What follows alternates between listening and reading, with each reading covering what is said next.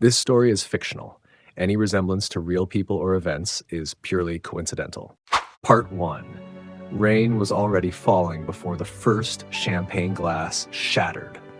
It started as a soft drizzle, the kind that blurs the edges of a perfect day. The wedding guests barely noticed at first. White chairs lined the garden aisle, ribbons fluttered gently in the wind, and a string quartet played something delicate that floated through the humid afternoon air. Everything looked exactly like the kind of wedding people in our town like to brag about for years afterward. Except for me.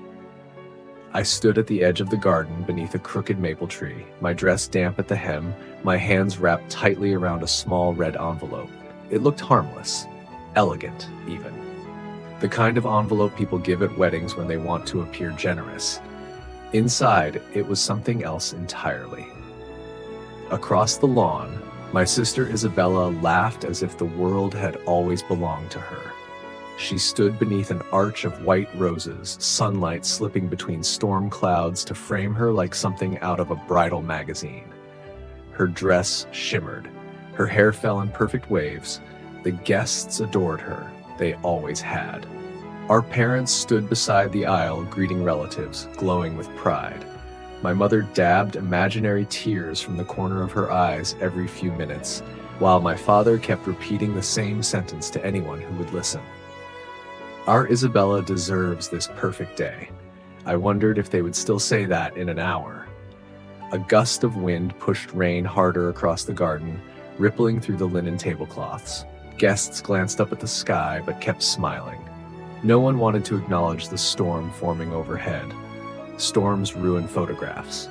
I stepped forward. My heels sank slightly into the wet grass as I crossed the edge of the reception area. Conversations dimmed in small pockets as people recognized me. Some faces showed surprise, others showed something closer to discomfort. I wasn't supposed to be here. 3 years ago, my family had made that very clear. They had told everyone I was unstable, jealous, bitter about Isabella's success. They said I had invented stories to destroy her reputation. When I refused to apologize, they packed my things and left them on the porch during a thunderstorm. I still remember the sound of the door locking behind me. Rain had soaked through my coat that night too. Now the same family watched me walk toward the wedding like a ghost that refused to stay buried. My mother's smile vanished first. My father's jaw tightened next. Then Isabella saw me. For a fraction of a second, something flickered behind her perfect expression. Not anger, not embarrassment, fear. She recovered quickly, of course. She always did. Her hand tightened around the groom's arm as she whispered something to him. He looked confused, then annoyed. Guests began whispering. Someone near the front row muttered my name. The string quartet faltered mid-note. I stopped a few steps from the aisle, rain tapping softly against the red envelope in my hand. Water rolled down my wrist and onto the thick paper, but the ink didn't run. I had sealed it carefully. Inside were printed documents, photographs, and a small flash drive. 3 years of truth. 3 years of silence. 3 years of waiting for this exact moment. My father walked toward me first, his face darkening like the sky above us. "You have some nerve showing up here." His voice was low, but the anger in it carried across the garden. I didn't answer. Instead, I lifted the envelope slightly so he could see it. That single gesture changed everything, because Isabella's smile collapsed, and the groom slowly let go of her hand. Somewhere behind us, thunder rolled across the town, but no one heard it louder than my sister when she realized exactly what I had brought to her wedding. Part 2. The rain thickened as if the sky itself wanted a better view. Guests shifted uneasily in their chairs, while droplets began collecting on polished wine glasses and silk sleeves. The delicate illusion of a flawless wedding had started to crack, though most people still pretended nothing was wrong. In our town, appearances mattered more than truth. My father stood directly in front of me now, blocking the aisle like a wall built from years of denial. Up close, I could see the same familiar anger in his eyes, the same expression he had worn the night he forced me out of the house. His gray suit was already darkening from the rain, but he didn't seem to notice. "You need to leave," he said quietly. The words were meant to sound controlled, but the tension underneath them trembled like a wire pulled too tight. I didn't move. Behind him, Isabella remained beneath the flower arch, frozen in place beside her groom. From a distance, she still looked like a perfect bride in a magazine spread, but I knew her better than anyone in that garden.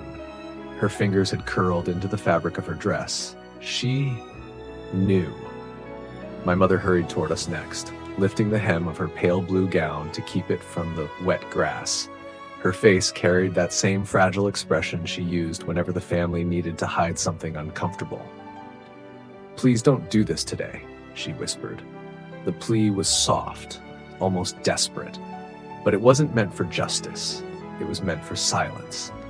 Around us, whispers spread through the guests like ripples across water. A few people leaned forward in their seats, curiosity overpowering their sense of politeness. Many of them remembered the story my family had told about me. The unstable sister, the jealous daughter, the one who tried to ruin Isabella's life with lies. I had spent 3 years letting them believe that version. My fingers tightened slightly around the red envelope. Rain slid down the glossy surface and onto the grass. I looked past my parents toward the wedding arch, where Isabella finally stepped forward. Even in the storm, she moved with effortless grace. Her dress trailed behind her like white smoke, and the guests instinctively turned to watch her approach. That was Isabella's talent. She could walk into any room and bend the entire atmosphere around herself. But not today. Not anymore. She stopped several feet away from me, her expression composed but pale. "You shouldn't be here," she said. The words were calm, but her eyes darted briefly toward the envelope in my hand. Just once. That was enough. A few of the guests noticed it too. The groom shifted beside her, clearly confused. He was tall, well-dressed, and wealthy enough that half the town had talked about this marriage for months. His family owned half the construction companies along the coast. To him, this day was supposed to be simple. Marry the town's most admired woman. Celebrate, begin a perfect life. Instead, he found himself standing in the middle of a growing storm between two sisters who looked at each other like strangers. My father stepped closer again, lowering his voice. "If you care about this family at all, you'll walk away right now." The same sentence he had used 3 years ago, the same threat disguised as concern. I slowly exhaled, feeling the rain soak through my hair and collar. Then I spoke for the first time. I brought a wedding gift. A few people nearby exchanged glances. My mother's relief flickered for half a second, as if she wanted to believe that was all this was. A late, awkward attempt at reconciliation. But Isabella knew better. Her eyes stayed locked on the envelope. "That's not funny," she said quietly. I tilted the red envelope slightly so the guests in the front row could see it clearly. Traditional wedding envelopes usually hold money, blessings, good wishes for a new beginning. This one held printed bank transfers, signed documents, photographs that had never been meant for daylight, and one small flash drive. 3 years ago, my family called me a liar. Today, the entire town would get to decide for themselves. My father reached out suddenly, trying to grab the envelope from my hand, but I pulled it back just before his fingers touched it. The movement was small. The reaction from Isabella was not. For the first time since I arrived, the perfect bride lost control. Her voice cut through the rain like glass. "Don't open that." The words echoed across the silent garden, and every single guest turned to look at her. Part 3. Silence spread across the garden in slow, uncomfortable waves. Even the string quartet had stopped playing. Their instruments rested awkwardly in their laps as the musicians watched the scene unfold like everyone else. Rain drummed softly against the white canopy above the reception tables, turning the once cheerful wedding space into something tense and electric. Isabella's words still hung in the air. "Don't open that." It was the first honest reaction she had shown all afternoon. The guests noticed. You could see it in the way heads slowly turned from her to me, then back again. Confusion rippled through the crowd. People who had come expecting champagne and celebration now leaned forward in their chairs, curiosity sharpening their expressions. My father's face had gone completely rigid. He lowered his hands slowly after missing the envelope, but the warning in his voice deepened. This is not the place for your games. Games. The word almost made me laugh. 3 years of sleepless nights, cheap apartments, and working 2 jobs just to survive while quietly collecting proof of something no one wanted to believe, and he called it a game. My mother stepped between us as if trying to physically separate the past from the present. "Sweetheart," she said to me gently, her voice trembling just enough to sound sincere. "You've clearly been through a lot. But today is Isabella's wedding. If there's something you want to talk about, we can do that another time. Another time. Another place. Somewhere quiet where no one else could hear." That had always been their strategy. Handle problems behind closed doors. Keep the town smiling. Protect the family name. Across the lawn, thunder rolled again, louder this time. Rain began falling harder, speckling the satin of Isabella's gown with dark dots. She didn't seem to notice. Her eyes were locked on the red envelope like it was a lit fuse. The groom finally stepped forward beside her. He looked between the 3 of us with growing irritation. His expensive suit jacket was now damp at the shoulders, and this was clearly not the elegant ceremony he had expected. "Can someone explain what's happening here?" His voice carried easily across the gathering. No one answered immediately, because the truth was complicated. And because everyone in this town had already heard one version of it. 3 years ago, rumors spread quickly after I accused Isabella of something that sounded impossible. I had told our parents she had been secretly moving money through a charity foundation she managed for the town. Donations meant for community projects were disappearing into accounts no one could trace. When I confronted her, she smiled. When I told our parents, they called it jealousy. When I brought documents to them, they said I must have misunderstood. Then Isabella cried. That had been the end of the conversation. Within a week, the story changed completely. Suddenly, I was the one with problems, the one making wild accusations, the one embarrassing the family. And just like that, the door closed behind me in the rain. The groom looked at Isabella now, clearly waiting for her to clarify. She forced a small laugh that sounded brittle around the edges. "It's nothing," she said. "My sister has always been a little dramatic." A few guests chuckled politely, others looked uncertain. I tilted the envelope again, letting the rain slide off the edges. Nothing? Inside were copies of bank transfers totaling more than $2 million. Donations from half the people sitting in those chairs, money that had quietly vanished over the past 5 years. And every document led back to one name: Isabella Carter. My father took another step closer, his patience gone. "Give me that envelope right now." I met his eyes calmly. "You should probably let your future son-in-law see it first." The groom's expression changed instantly. He looked from me to Isabella again, this time with real suspicion forming. Isabella's composure cracked just enough for panic to slip through. "You don't know what you're talking about," she snapped. "Maybe." I raised the envelope slightly higher so the groom could see it clearly. But the bank investigators did.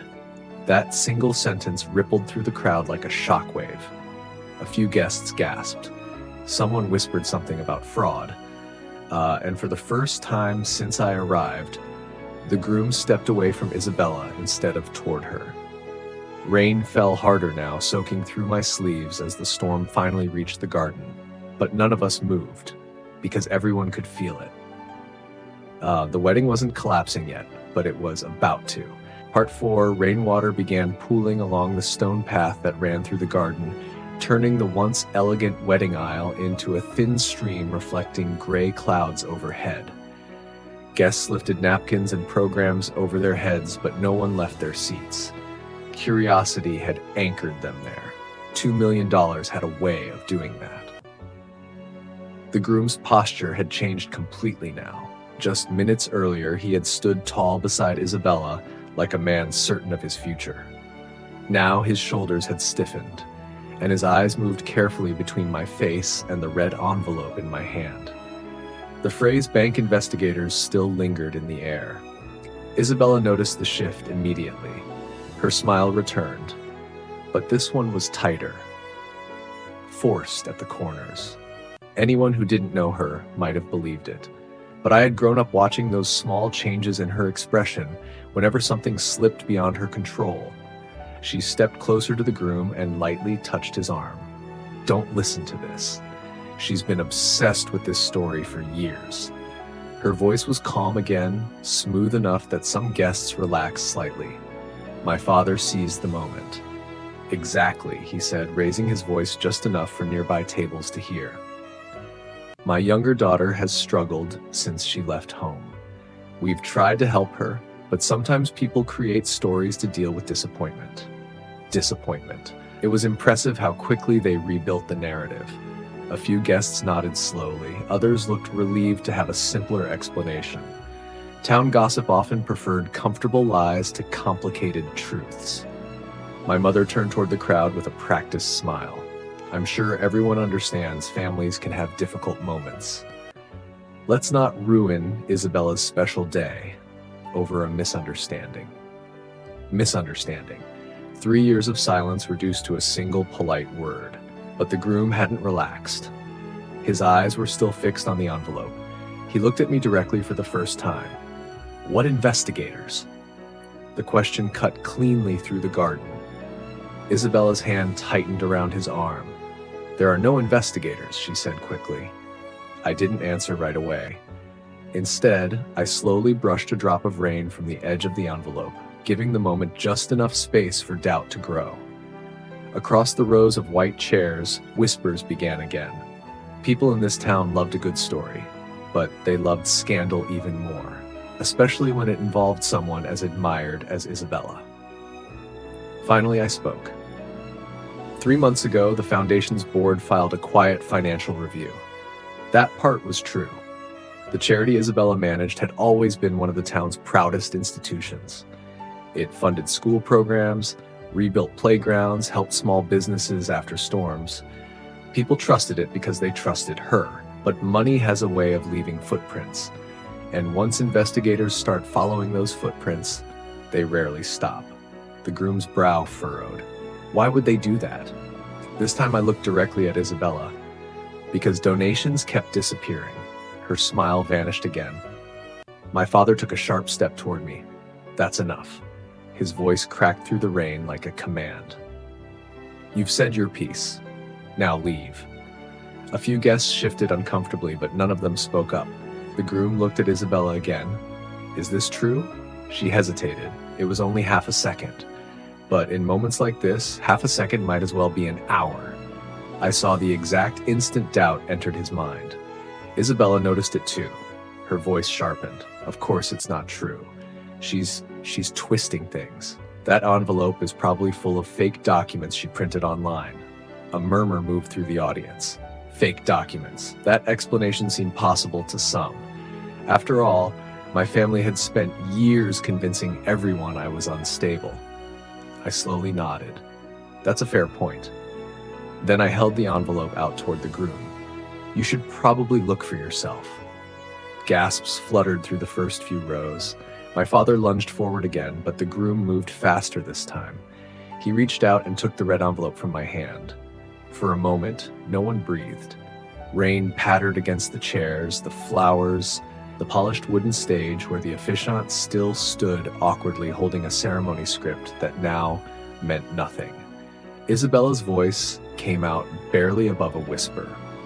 "Don't open that." But the groom was already sliding a finger beneath the sealed flap.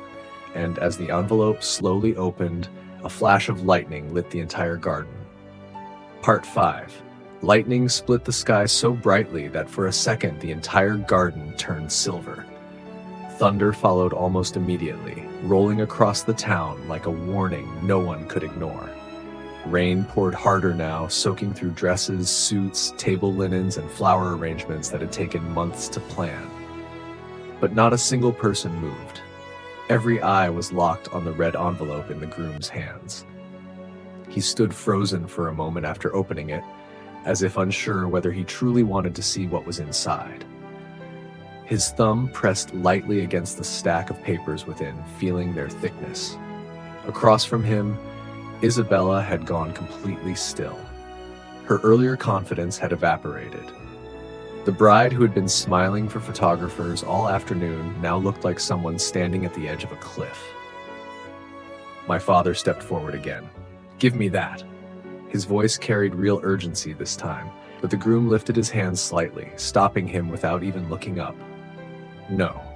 That single word shifted the entire atmosphere. The guests felt it too. The quiet tension in the garden deepened as he slowly pulled the documents from the envelope. Several sheets slid into his hand, slightly damp at the edges from the rain. The first page was a printed financial record. Even from a distance, I recognized the layout: transaction dates, account numbers, transfer amounts. Clean, precise, undeniable. His eyes scanned the top half of the page. At first, nothing changed in his expression. Then his jaw tightened. He flipped to the next sheet. Behind him, guests leaned closer in their chairs. Someone whispered, "What is it?" Another voice answered softly, "I think those are bank records." My mother clasped her hands together tightly, her knuckles turning pale. My father looked ready to snatch the papers away by force. But neither of them dared move while the groom kept reading. Isabella finally took a step forward. "That's private financial information," she said quickly. She had no right to take those files. Her voice was steady again, but there was a sharp edge of panic underneath. The groom didn't respond. He turned another page. Then another. A small photograph slipped free from the stack and drifted onto the wet grass between them. One of the front row guests instinctively bent down to pick it up. An older man named Harold Bennett, who had donated nearly $50,000 to Isabella's charity over the years. He froze the moment he saw the image. "That's," he murmured. His voice trailed off. People nearby leaned closer. The photograph showed Isabella sitting at a cafe table in another city, across from a man in a dark suit. Between them sat an open laptop displaying bank transfer confirmations. It wasn't illegal by itself, but the timestamp in the corner matched one of the largest missing donations from the charity. Harold slowly stood up, still holding the photograph. Isabella's eyes widened when she realized who had picked it up. "Give that back," she snapped. Her voice cracked this time. The groom looked up sharply. "You said there was nothing." His tone was calm, but something colder had crept into it. Isabella stepped closer, rain dripping from the ends of her hair. "She's manipulating things. Anyone can fake pictures." Another guest spoke up from the second row. "What about the transfers?" A woman in a green dress pointed toward the papers still in the groom's hand. "My company donated to that foundation too." The quiet murmurs turned into louder whispers. Names, numbers, amounts. More guests began recognizing their own donations listed in the documents. 10,000, 20,000, 50,000. Each one marked with the same outgoing transfers to an unfamiliar account. The groom's eyes moved slowly across the page again until they reached the bottom line. There, in clean black ink, was the account holder's name. Isabella Carter. He lowered the paper slightly and looked at her. "Explain this." For the first time in her life, Isabella had no immediate answer. The rain poured harder around us, drenching the wedding arch and flattening the rose petals scattered along the aisle. My father finally lost patience. "This is ridiculous," he shouted. "Those documents mean nothing. Anyone could have printed them." A few guests nodded uncertainly. Maybe he was right. Maybe the papers were fake. Maybe the story still wasn't proven. I quietly reached into my coat pocket and pulled out the second red envelope. This one was thinner, but far more dangerous, because inside it wasn't paper. It was a flash drive, and a list of video files that the entire town was about to see. Part 6. The second red envelope changed the air in the garden. Not loudly, not dramatically, but in a quiet, unmistakable way, like the moment before a storm finally breaks. The groom still held the damp stack of financial records, but his eyes had shifted to my hand again. The small red envelope rested between my fingers, thinner than the first, its edges sharp against the gray afternoon. Isabella saw it too, and whatever fragile control she had left shattered. No, the word came out instantly, almost like a reflex. My father turned toward me, his expression twisting with anger. "What else did you bring?" I didn't answer him. Instead, I looked past him at the guests. Dozens of faces stared back now. Neighbors, business owners, teachers, people who had known our family for decades. Some looked confused, some curious, and some were beginning to look angry because they were starting to recognize the numbers on those papers, money they had trusted Isabella to manage. Money meant for community projects that had quietly disappeared. The groom glanced down at the documents again, then back at the envelope in my hand. "What's on that?" His voice had lost its earlier confidence. Isabella stepped forward quickly. "Nothing," she said. "She's bluffing." Her voice carried more force now, but the tension behind it was obvious. I tilted the envelope slightly. Inside is the reason investigators started looking at the foundation. The words rippled through the guests like electricity. Several people shifted forward in their chairs again. Even the officiant, who had been awkwardly standing near the wedding arch, leaned slightly closer. My mother shook her head slowly. "Please don't do this," she whispered. But it wasn't really a request, it was fear. Because she had begun to realize something the rest of them hadn't yet. 3 years ago, I hadn't left with empty hands. I had left quietly copying files, collecting screenshots, saving emails, watching, waiting. And Isabella knew exactly what kind of evidence could live on a flash drive. Her voice sharpened. "You stole private information." The accusation sounded strong, but it landed weakly in the middle of the garden.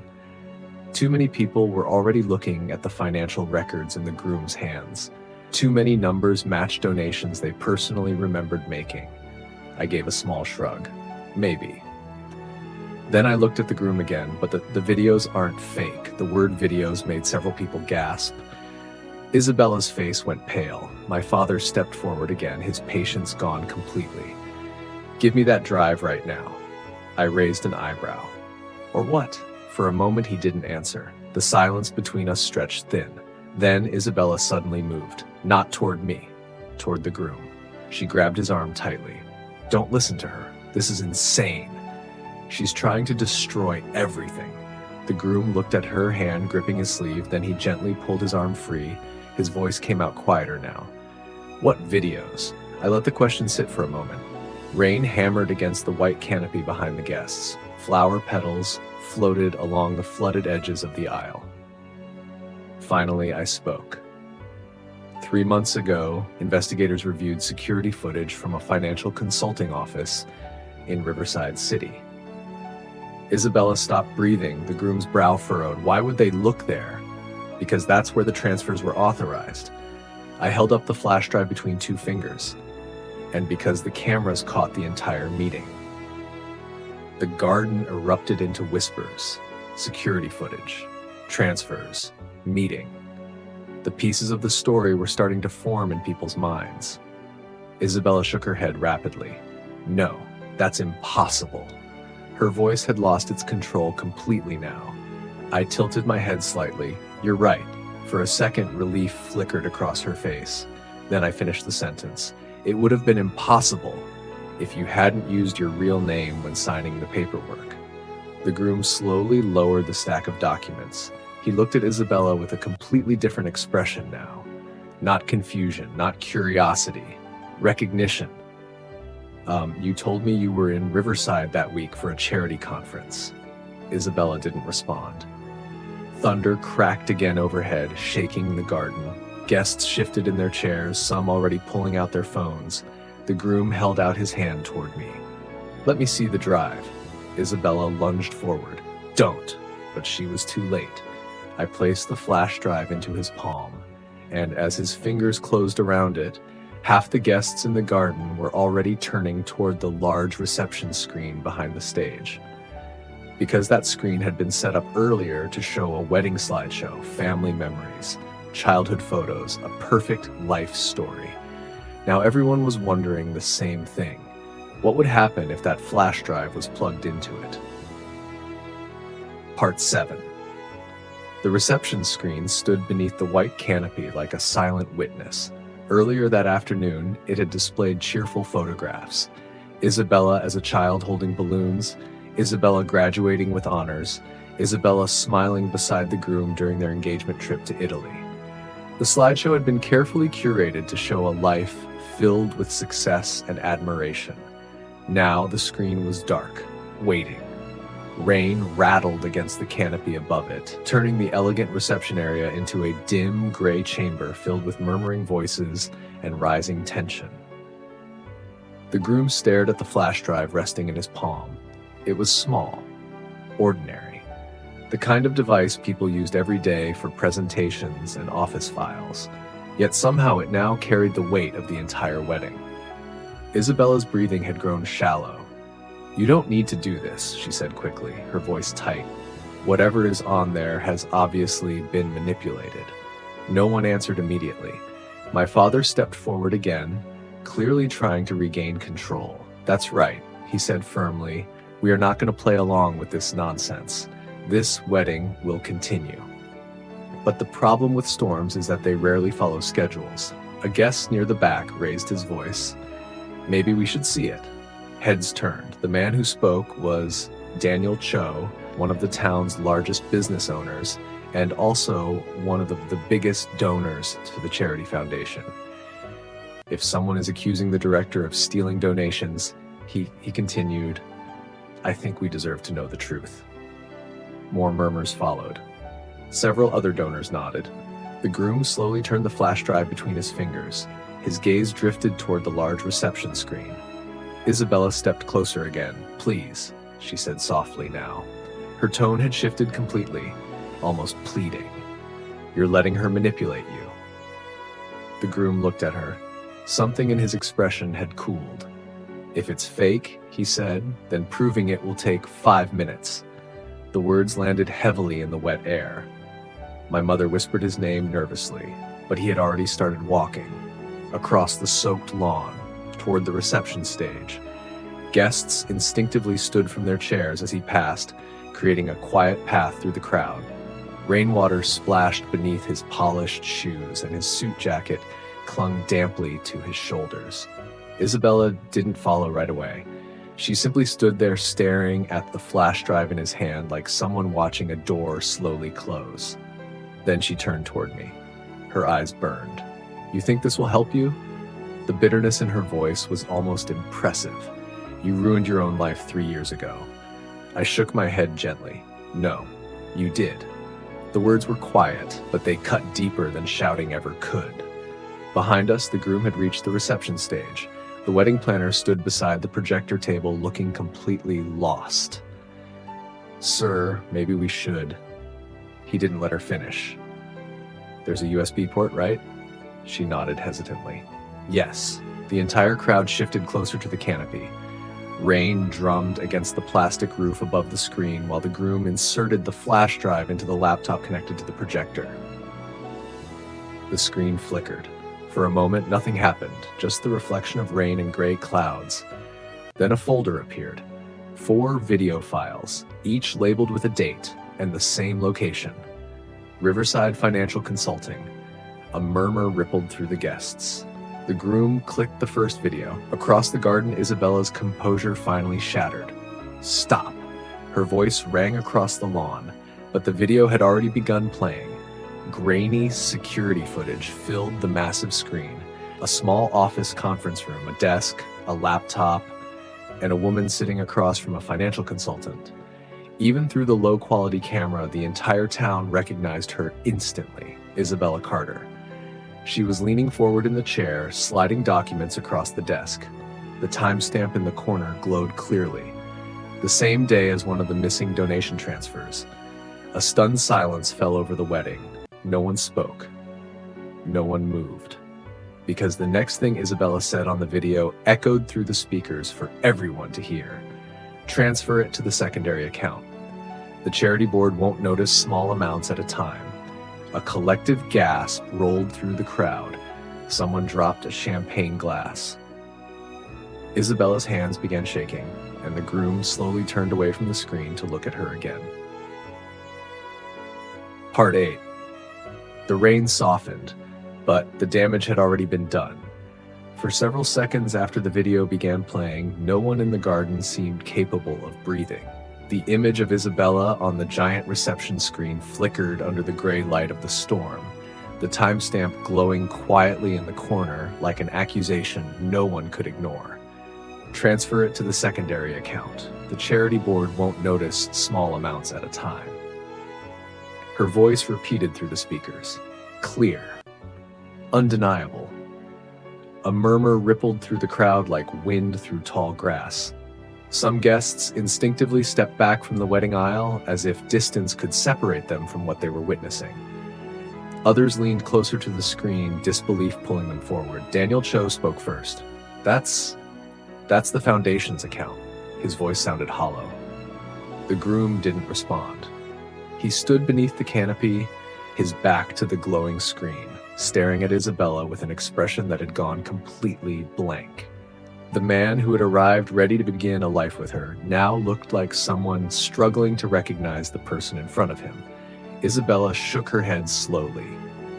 No. The words slipped out under her breath. The video continued behind them.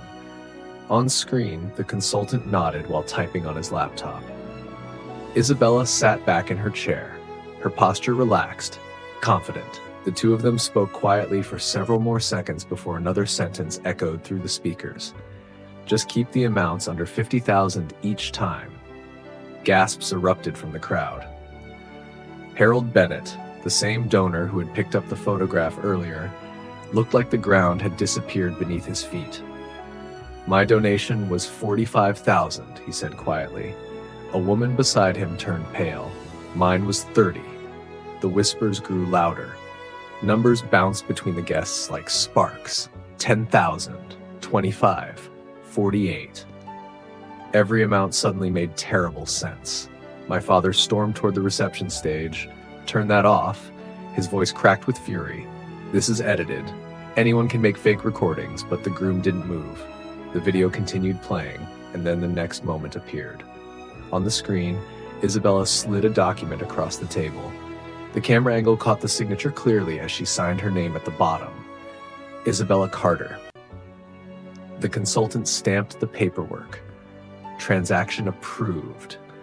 The sound of thunder rolled through the town again, but the people in the garden barely noticed, because they were watching something far louder.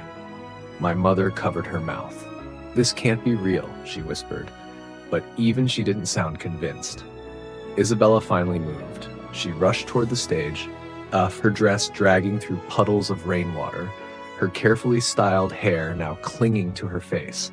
Turn it off, her voice cracked across the speakers just as she reached the laptop. But the groom stepped in front of her. His voice was quiet. Don't touch it.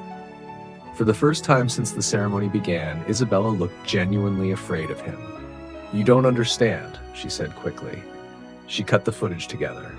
This is exactly the kind of thing she would do. He didn't respond. Behind him, the video ended.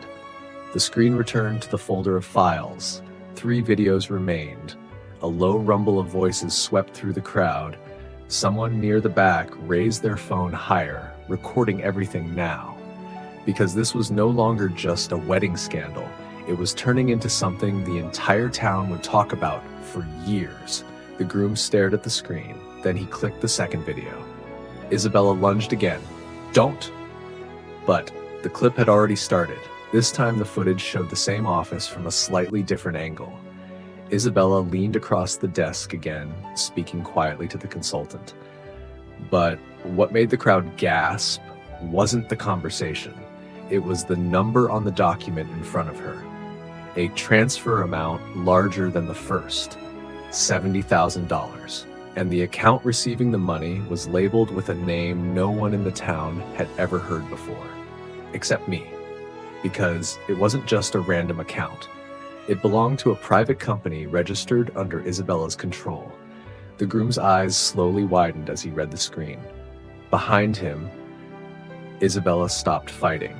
Her shoulders sagged, and for the first time in her life, the perfect sister looked like someone who knew the truth had finally caught up with her. Part 9. The second video ended with a quiet click. For a moment, the only sound in the garden was rain dripping from the canopy and the distant rumble of thunder fading over the hills. The screen returned to the folder again, the remaining 2 video files glowing on the projector like sealed doors waiting to be opened. But the damage was already spreading. Guests were no longer whispering. They were talking openly now. $70,000. I thought the limit was 50. That account name, did anyone recognize it? Daniel Cho stepped closer to the stage, staring at the frozen folder on the screen as if the answer might appear if he looked long enough. That company? He said slowly. I've seen that registration before. Several heads turned toward him. Where? Someone asked. Daniel frowned. During a construction bid last year, a shell company tried to invest in one of my development projects. A quiet ripple moved through the crowd. Shell company. The phrase carried weight. The groom slowly turned back toward Isabella. Rainwater ran down his jawline, but he didn't wipe it away. You told me every dollar went directly to community programs. His voice wasn't loud, but it was steady in a way that felt far more dangerous. Isabella didn't answer. Her hands hung stiffly at her sides, fingers trembling against the soaked fabric of her wedding dress. The perfect bride who had spent months planning this moment now stood in front of the entire town like someone caught in a spotlight she could no longer escape. My father finally pushed his way up to the stage. Enough of this. He pointed toward the laptop. Turn it off. But no one moved. Not the groom, not the wedding planner, not even the guests, because something had changed. The story my family had spent years building around me was collapsing piece by piece, and everyone in that garden could feel it. My father turned toward the crowd instead. This is clearly a setup, he insisted. My daughter has dedicated years of her life to helping this town. You're all letting a jealous accusation ruin her reputation. A few people shifted uncomfortably.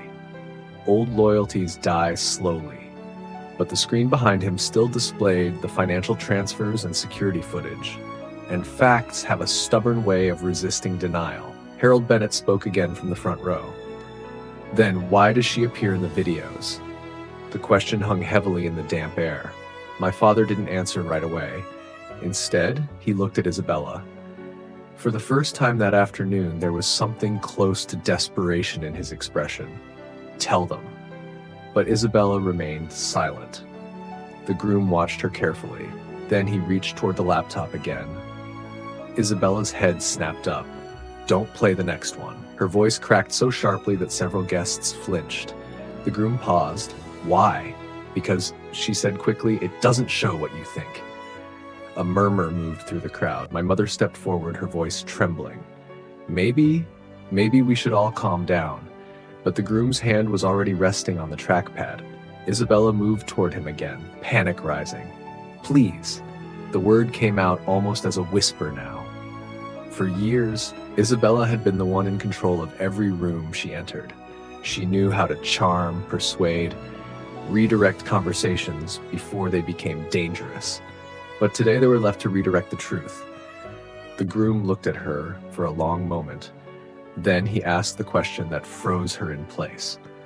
How much money is in that account? Silence answered him. The rain slowed to a steady drizzle, each drop tapping softly against the canopy above the stage. How much? He repeated. Isabella's eyes flickered briefly toward the screen, then back to him. Her voice was barely audible. I don't know exactly. A wave of disbelief swept through the guests. You don't know? Daniel Cho laughed once under his breath. That's convenient. The groom's expression hardened. He clicked the third video. The screen flashed, and the next piece of Isabella's carefully hidden life began to play for the entire town to see. Part 10. The third video began without sound. For a moment, the garden filled with quiet confusion as the screen showed another angle of the same office building in Riverside. This time, the camera wasn't inside the meeting room. It was positioned in the hallway outside, where a security camera watched people come and go through the glass doors. The timestamp glowed in the corner again. 2 weeks after the second transfer, guests leaned closer, trying to understand what they were seeing. The groom stood motionless beside the laptop, his eyes locked on the footage. On screen, the office door opened. The same financial consultant stepped out first, carrying a folder. A moment later, Isabella appeared behind him, dressed in a dark coat and sunglasses. Several people in the crowd murmured at once. "That's definitely her." She walked beside the consultant down the hallway, speaking animatedly while he nodded. Still no sound. But the body language said enough. Then the video shifted slightly as the camera caught them pausing near the elevator. The consultant handed her another document. She opened it quickly. Even from the grainy security camera, you could see the number printed across the top of the page. 6 figures. The groom leaned forward slightly. Someone in the audience whispered, "That looks like 100,000. Isabella's shoulders tightened. My father stepped closer to the screen as if proximity might somehow change what it showed. The elevator doors opened in the video. But before they stepped inside, Isabella said something to the consultant. The camera didn't capture audio, but the consultant's reaction did. He hesitated. Then he looked around the empty hallway and shook his head slightly. Whatever she had asked made him uncomfortable. For several seconds, they argued quietly.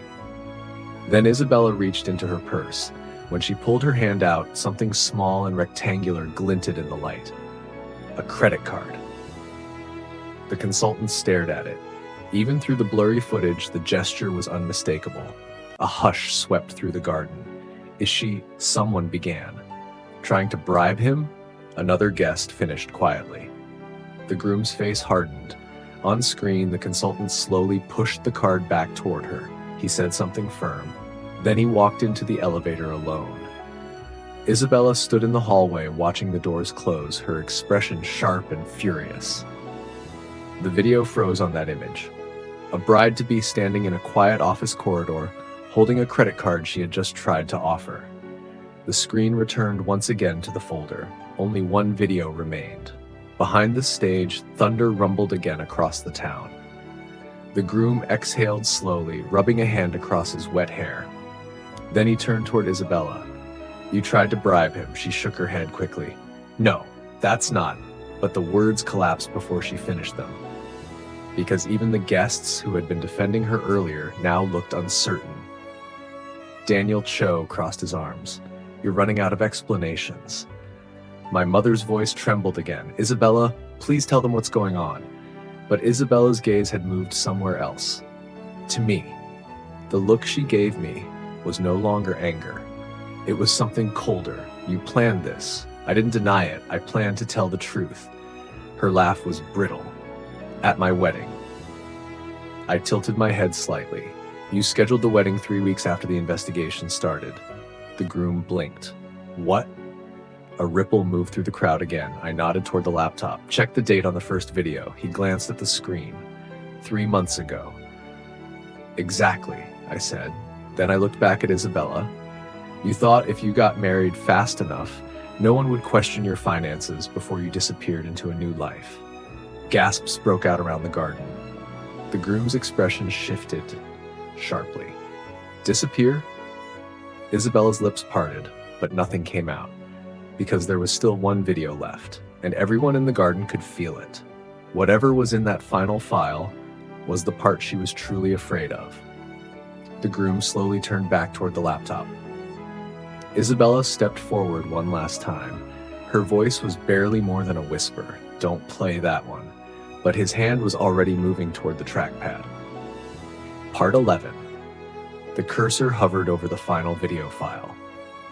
For a moment, the entire garden seemed suspended in time. The rain had softened into a thin mist, drifting through the open sides of the canopy like smoke. Guests stood shoulder to shoulder now, many of them soaked, none of them caring anymore about ruined clothes or the wedding schedule. They were waiting. The groom stared at the screen, his finger resting lightly on the trackpad. Beside the stage, Isabella stood frozen. Her earlier panic had turned into something quieter now. A heavy stillness, like someone who already knew the ending of a story but couldn't stop it from being told. "Don't play it," she said again. This time her voice was calm, almost tired. The groom looked at her. "Why?" She held his gaze for several seconds before answering. "Because it won't change anything." A ripple of disbelief passed through the guests. Daniel Cho muttered under his breath, "It already has." My father stepped closer to Isabella, placing a protective hand on her shoulder. "We're leaving," he said firmly. He turned toward the groom. "Turn that computer off." But the groom didn't move. His eyes remained on Isabella. "Just answer one question," he said quietly. She didn't speak. "Did you take the money?" The question landed like a stone dropped into still water. The crowd went silent again. Isabella's lips parted slightly. For years, she had mastered every conversation, every negotiation, every social gathering. She knew how to redirect attention, soften accusations, win sympathy. But this question left no comfortable exit. Rain tapped gently against the canopy. Finally, she whispered something. "I was going to pay it back." The reaction was immediate. Gasps erupted from every direction. Someone near the back laughed in disbelief. My mother staggered backward a step. "Isabella, no." The groom's expression hardened instantly. "So you did steal it?" Isabella shook her head quickly. "No, listen, it wasn't like that." But the crowd had already heard enough. Daniel Cho stepped forward. "You took donations meant for the town." Harold Bennett raised the photograph he was still holding. "That's my money." Several other voices joined in. "Mine too." "What about the school fund? The park renovation?" The murmurs grew louder, sharper. Isabella lifted her hands slightly as if trying to calm the room. "You don't understand how complicated it became." Complicated. The word echoed strangely against the wet canvas above them. The groom looked back at the laptop. Then he clicked the final video. Isabella didn't try to stop him this time. The screen flickered. But this footage looked different from the others. It wasn't a security camera. The image was clearer, brighter. The angle slightly tilted, as if recorded secretly from a phone placed on a desk. The room was familiar. The same Riverside consulting office. But this time the conversation had audio. Isabella sat across from the consultant again, leaning forward with her elbows on the table. Her voice filled the speakers clearly. "I just need the transfers finished before next month." The consultant sounded uneasy. "That's a lot of money moving through a charity account." Isabella smiled calmly. "It won't be a charity account much longer." A murmur swept through the crowd. The consultant frowned. "What do you mean?" Isabella tapped a folder on the table. "Once the wedding is done, I'm relocating overseas with my husband. Different country, different accounts." The groom's shoulders went rigid. On the screen, Isabella continued speaking. "By the time anyone starts asking questions, the foundation board will blame accounting errors." The consultant leaned back slowly. "That sounds risky." Isabella laughed softly. "Not really." She lifted a pen and signed another document.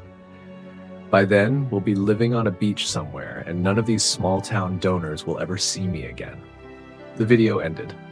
Silence fell over the wedding, not the quiet kind from earlier. This one was heavy, permanent, because everyone in the garden had just heard the same sentence. The groom stood motionless beside the laptop.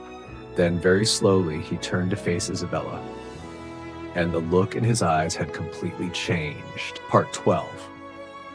For several long seconds after the video ended, no one spoke. The screen behind the stage had gone dark again, but the words still seemed to echo in the damp air of the garden. A few guests stared at the blank projector surface, as if expecting the footage to replay itself. Others turned slowly toward Isabella, trying to reconcile the woman they thought they knew with the voice they had just heard. By then, we'll be living on a beach somewhere. The groom hadn't moved. Rainwater dripped steadily from the edge of the canopy, tapping softly against the wooden stage beside him. His hands still rested near the laptop, fingers slightly curled, but his attention was no longer on the screen. It was on Isabella. The silence stretched so long that it began to feel unbearable. Finally, he spoke. "You were planning to leave the country." His voice was low. Isabella didn't answer right away. Her shoulders had sagged slightly, the tension draining from them like air escaping a punctured tire. The flawless posture she had carried all day was gone. Her wedding dress hung heavy with rainwater, the delicate fabric clinging to the grass-stained hem. "I was under pressure," she said quietly. The explanation landed weakly. Pressure. Several people in the crowd exchanged looks. Daniel Cho shook his head slowly. "Pressure doesn't make someone steal millions." A murmur of agreement followed. The groom stepped down from the stage. Each step toward Isabella sounded louder than it should have on the wet wooden boards. "You told me the foundation was your life's work." She lifted her eyes toward him. "It was. Then why were you planning to disappear with the money?" The question cut straight through the center of the gathering. Isabella swallowed. "You wouldn't understand." That sentence only made the tension worse. The groom laughed once under his breath, but there was no humor in it. "Try me." Isabella glanced briefly toward the crowd. Dozens of people stared back. Donors, neighbors, friends, people who had admired her for years, people she had just promised to abandon in that final video. Her gaze shifted again, this time to me. "You think you've won something today?" Her voice carried a tired bitterness now. I didn't respond. She continued speaking. "You have no idea what it's like living in this town with expectations like ours. Perfect grades, perfect reputation, perfect charity work." A few guests frowned at that. Isabella gave a small, hollow laugh. "Everyone wanted me to be the town's golden girl." My father stiffened. "That's because you earned it." "Did I?" She gestured weakly toward the dark projector screen. "Apparently not." The groom crossed his arms. "So the solution was stealing donations?" "I was going to fix it later," she insisted. "Once I had enough capital invested." Gasps interrupted her. "Invested?" Daniel Cho stepped forward again. "You gambled with charity money?" Isabella shook her head rapidly. "It wasn't gambling. It was a strategic investment opportunity." The crowd reacted with a wave of disbelief. Someone muttered, "That's insane."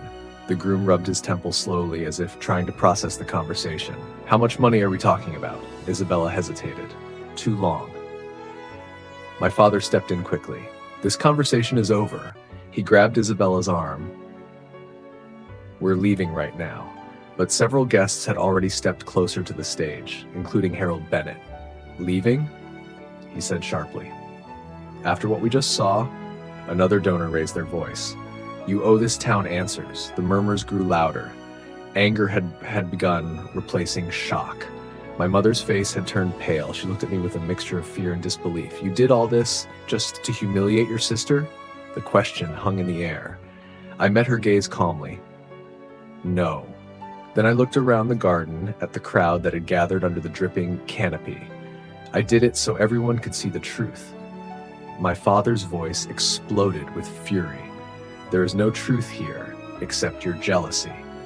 But even as he shouted, more guests were pulling out their phones, recording, calling others. Word was spreading quickly now. The groom turned back toward Isabella one more time. His voice had gone completely cold. "You said you loved me?" She didn't answer, because both of them knew the truth already. This wedding had never been about love. It had been about an escape plan, and now that plan was collapsing in front of the entire town. Part 13. The rain finally began to fade. What had started as a violent afternoon storm slowly weakened into a gray mist drifting over the garden. Water dripped from the white rose arch where the ceremony was supposed to happen, and the rows of chairs now stood half empty as guests moved closer to the stage. No one cared about the wedding anymore. They cared about the numbers. Millions. The word had been whispered so many times in the past few minutes that it had taken on a strange, heavy presence in the air. The groom stood a few feet away from Isabella, studying her like someone looking at a stranger who had suddenly appeared wearing a familiar face. "How much?" he asked again. This time his voice was sharper. Isabella rubbed her arms slowly, as if she had suddenly grown cold in the damp air. "I don't know the exact total." The crowd reacted immediately. "You moved money for years and you don't know the total?" Daniel Cho's disbelief was loud enough for everyone to hear. Isabella's jaw tightened. The investments were spread across different accounts. That answer only made things worse. "So there are more accounts?" A woman near the front spoke up. Isabella didn't respond. Her silence answered the question for her. A wave of frustration spread through the guests. Several of the donors exchanged tense looks, calculating quietly in their heads. The groom stared at her for a long moment. Then he asked something else. "Were you ever going to tell me?" The question seemed to land harder than the others. Isabella's eyes flickered again. "I was trying to fix it before the wedding." "Fix it?" The groom laughed again, but this time the sound was rough. "You were planning to leave the country a month after the wedding." Isabella said nothing. He nodded slowly. "So the plan was to let me take the blame." Gasps moved through the crowd. My mother covered her mouth again. Isabella shook her head quickly. "No, that's not." But the groom raised a hand. "Stop." The word silenced her instantly. "You used my name on the foundation's legal documents last month." Several guests turned toward him. That was true. 2 weeks earlier, Isabella had proudly announced that her fiancé would be joining the charity board after the wedding. It had sounded like a romantic gesture at the time. Now it sounded like something else entirely. The groom's voice had gone dangerously quiet. "If the investigators came looking after you left, they would have found my name on everything." Isabella looked away. That tiny movement told everyone in the garden exactly what they needed to know. Daniel Cho muttered under his breath. "Unbelievable." Harold Bennett shook his head slowly. "You were going to frame your own husband." The word husband hung awkwardly in the air now. The groom exhaled sharply. "Not anymore." A ripple of reaction passed through the crowd. Isabella's head snapped up. "What?" He pulled the engagement ring off his finger. The movement was slow, deliberate. Several people gasped as the diamond caught the dim light beneath the canopy. "You don't get to use me as part of your escape plan." He placed the ring on the wet stage beside the laptop. The sound it made against the wood was small, but in that moment it felt louder than thunder. Isabella stared at the ring as if she didn't recognize it. "You're overreacting." The groom looked at her again. "Overreacting?" He gestured toward the dark projector screen. "We just watched you plan to steal millions and disappear." My father stepped forward angrily. "You're making a mistake." But the groom ignored him. Instead, he turned slowly toward the crowd. "I think everyone here deserves to know exactly how much money is missing."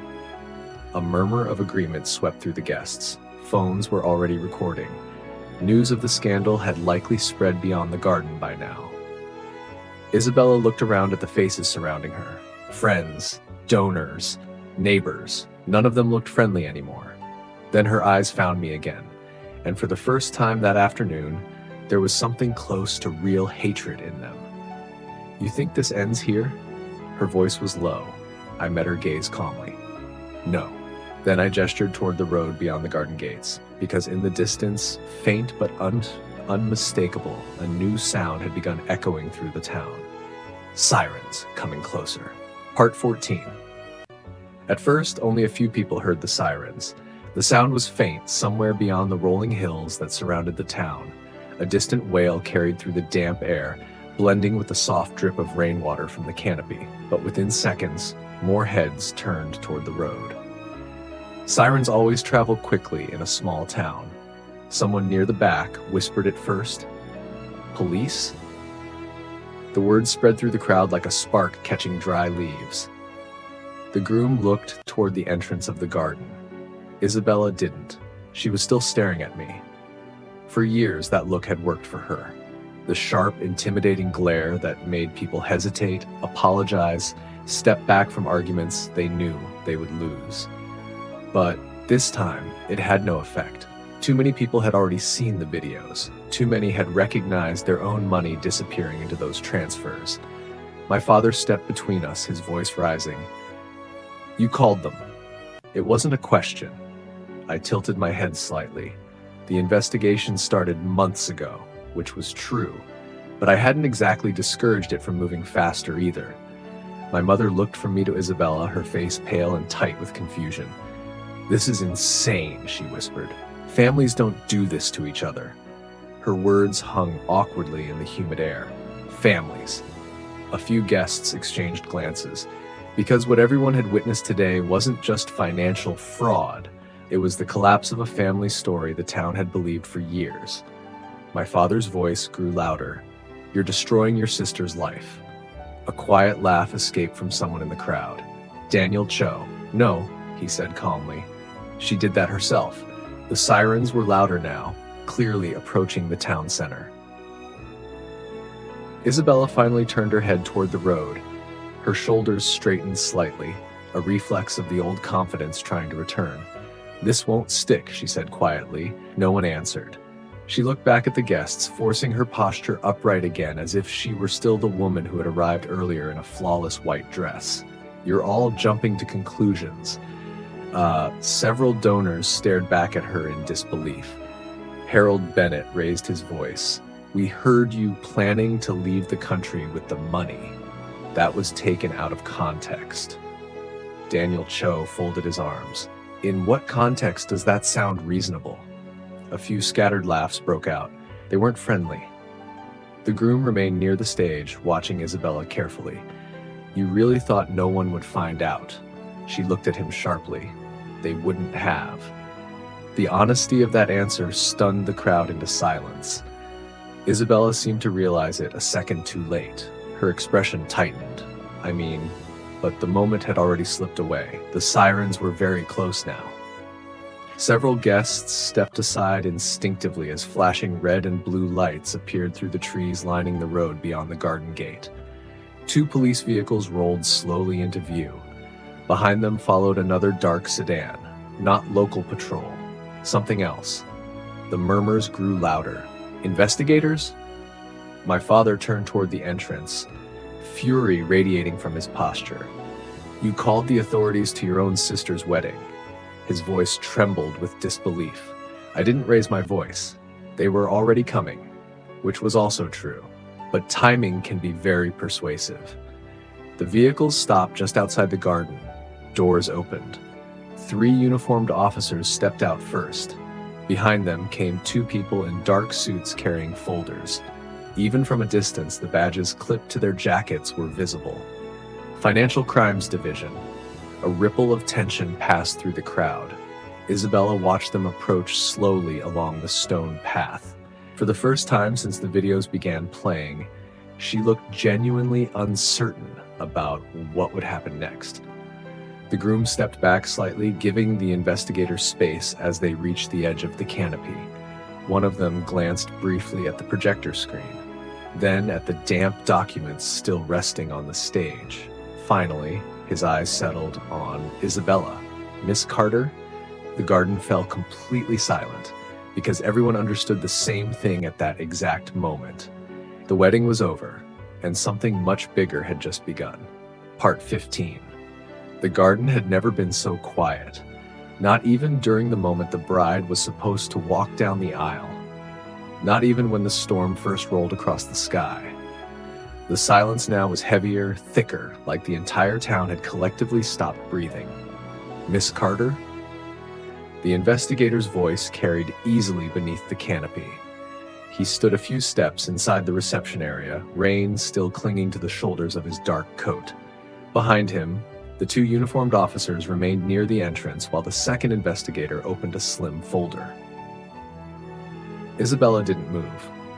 Her posture had straightened again, almost instinctively, as if she believed composure alone could still control the situation.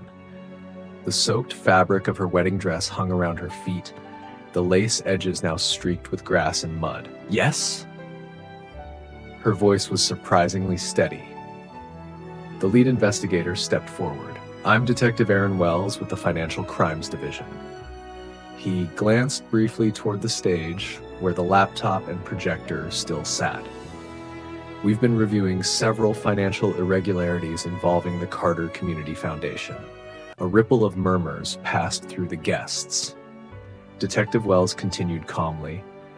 We received additional evidence this morning confirming that funds were diverted from the organization into several private accounts. Isabella folded her arms lightly. You can speak with my lawyer. A few people in the crowd exchanged uneasy looks. Her confidence hadn't completely disappeared, but Detective Wells didn't react. We will. Then he lifted the folder in his hand slightly. But before that, we'd like to ask you a few questions.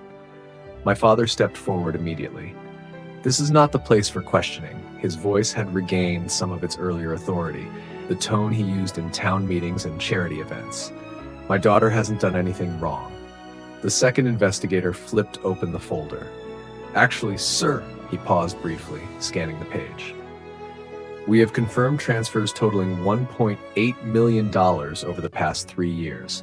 The words struck the crowd like a shockwave. 1.8 million? Someone gasped. Harold Bennett's face drained of color. That's impossible. Daniel Cho shook his head slowly. Not impossible. He glanced toward the projector screen. Just well hidden.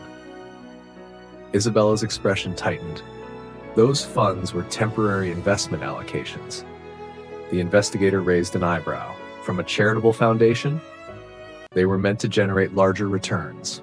A low wave of disbelief moved through the guests. You gambled with donation money. The accusation came from somewhere near the back. Isabella snapped her head toward the voice. It wasn't gambling. Detective Wells closed the folder slowly. Miss Carter, did you authorize these transfers?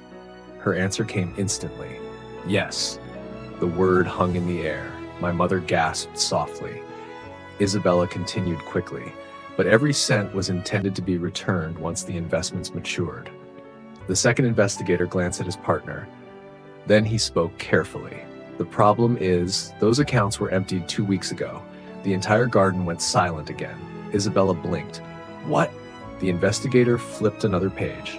The funds were withdrawn and moved through several offshore channels. My father stepped forward again. This is ridiculous. But the investigator's eyes remained on Isabella. Do you know anything about that? Isabella's calm finally cracked. No, the word came out sharply. I didn't move the money. Detective Wells studied her expression carefully. Then he asked the question that made the entire crowd lean closer. Then, who did? Isabella hesitated, just for a second, but that second was enough, because slowly, very slowly, her gaze shifted across the garden until it landed on me. And for the first time that afternoon, real panic filled her eyes. Part 16. For a moment, no one breathed.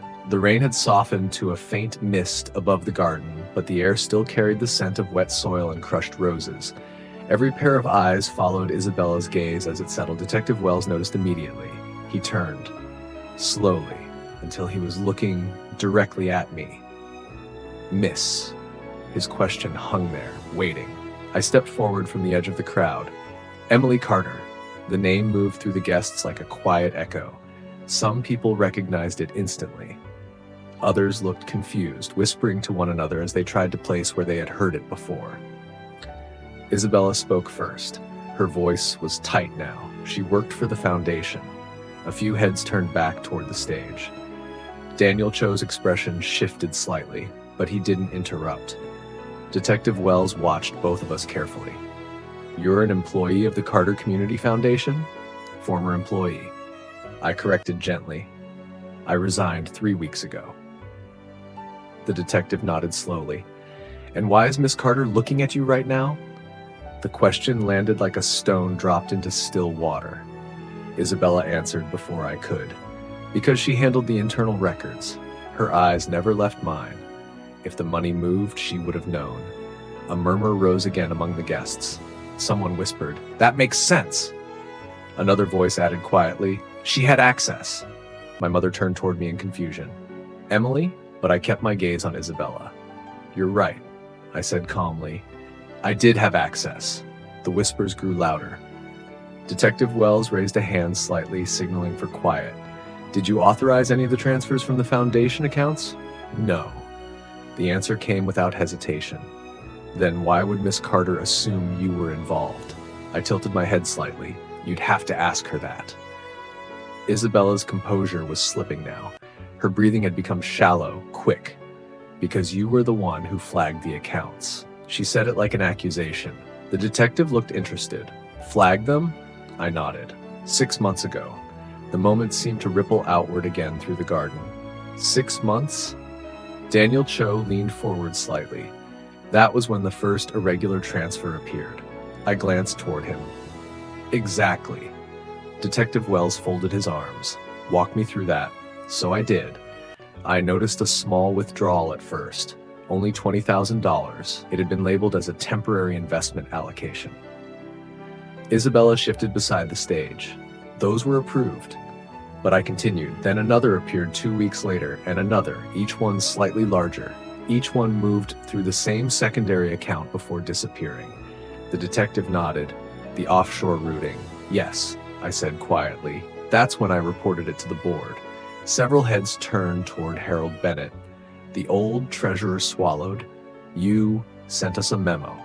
I did, but the investigation never moved forward. A few uncomfortable glances spread across the board members seated together near the front. Detective Wells looked back at Isabella. "And during this time, Miss Carter here authorized the transfers?" "Yes," I answered. "Every single one." Isabella's voice sharpened. "Because they were legitimate, were they?" I asked. For a moment, the two of us simply looked at each other. The years between us felt suddenly very small. Detective Wells broke the silence. "Miss Carter," he addressed Isabella again, "you confirmed earlier that you authorized the transfers." "Yes." Then the detective tapped the folder lightly, "which means someone else emptied the accounts afterward." Isabella nodded quickly. "Exactly, which is why you should be looking at her." She pointed directly at me now. Several guests shifted uncomfortably. The accusation was no longer subtle. Detective Wells studied me again. "Did you have the ability to move those funds?" "Technically, yes." The whispers grew louder, but I never did. Then I reached into the small clutch I had been holding all afternoon. Isabella noticed immediately. Her eyes widened. "No," she said quietly, but I had already pulled out the thin flash drive. Daniel Cho recognized it first. His eyebrows lifted. The room quieted again. "What's that?" Detective Wells asked. "A complete backup of the Foundation's financial logs," I said, "including the external login records used to access the accounts 2 weeks ago." The detective extended his hand. "May I?" I placed the drive in his palm. "Yes." Behind him, the second investigator had already opened the laptop on the stage. It took less than a minute. The screen flickered to life. Lines of transaction logs filled the projection screen behind them. IP addresses, timestamps, account authorizations. The investigator scrolled once, then stopped. Detective Wells leaned closer. The garden waited. The investigator turned slowly toward Isabella. "Miss Carter," he said quietly, "these transfers weren't made from Emily's credentials." A long pause followed. Then he finished the sentence. "They were made from yours."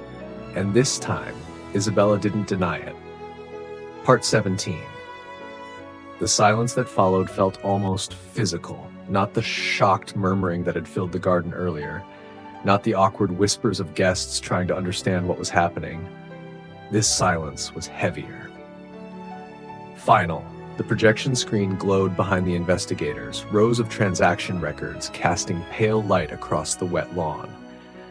Detective Wells didn't raise his voice.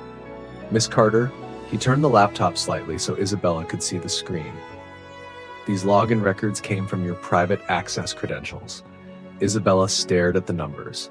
Her lips parted, but no words came out. "That's not." She stopped, because the evidence was right there. Timestamp after timestamp, authorization key, her name, her access code, her device. The second investigator spoke quietly. The final transfer occurred 14 days ago at 11:42 p.m. He scrolled again.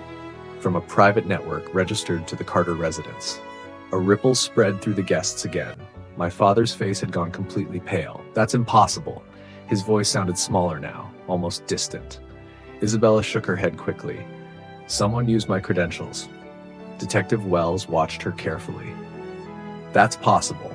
For a brief second, relief flickered across her face, until he continued. Except the login required biometric verification. The garden fell silent again. Fingerprint authentication. The investigator clarified. And according to the system log, he turned the screen slightly more. It matched yours. Isabella's hands trembled, only slightly, but enough for the people closest to her to notice.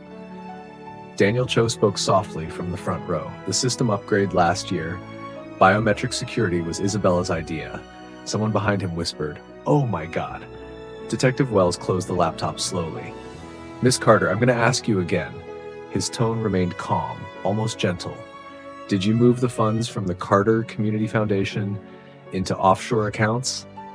Isabella looked around the garden, at the guests, at the board members, at my parents, at the ruined wedding decorations swaying in the wind. Her perfect afternoon had unraveled piece by piece, and now there was nowhere left to hide. Her voice came out thin. I was going to return it. A wave of stunned disbelief rolled through the crowd. Detective Wells didn't interrupt. The investments collapsed. Isabella continued quickly. I just needed time to recover the losses. Losses? Daniel Cho asked quietly. How much? Isabella didn't answer. The investigator checked the screen again. Then he spoke. The total missing amount is $1.8 million. Gasps broke out across the garden. Harold Bennett sat down heavily in his chair. That foundation funded half the town's programs, someone whispered. Scholarships. The hospital wing. The community shelter. My mother covered her mouth. Isabella's voice suddenly sharpened. I was fixing it. She looked directly at the crowd now. You all benefited from that foundation for years. I was making it grow, with stolen money. Daniel said calmly. Her composure cracked. I was protecting this family. She pointed toward my father, toward the Carter name printed across every banner at the reception. The donations were shrinking. The reputation was slipping. I was trying to keep everything alive. Detective Wells spoke quietly. By gambling with charity funds. Isabella didn't respond. The rain began falling again, soft at first, then steadier. Water dripped from the wedding arch above the stage. The investigator stepped forward. Miss Carter, based on the financial evidence, wait. The word came from Isabella. Sharp. Desperate. Everyone froze again. She turned toward me slowly. Her eyes were no longer panicked. Now they were something colder. You knew, she said. 6 months ago, I didn't answer. You knew everything. Her voice rose. You could have exposed it then. A few guests turned toward me again. I met her gaze calmly. Yes, another ripple of whispers. Then why didn't you? Isabella demanded. The rain tapped steadily against the white tent above us. I took a slow breath, because I was waiting. Detective Wells frowned slightly. Waiting for what? I looked around the garden. At the decorated tables, the expensive flowers, the carefully planned ceremony, at the crowd, Isabella had gathered to celebrate herself. Then I answered. For today.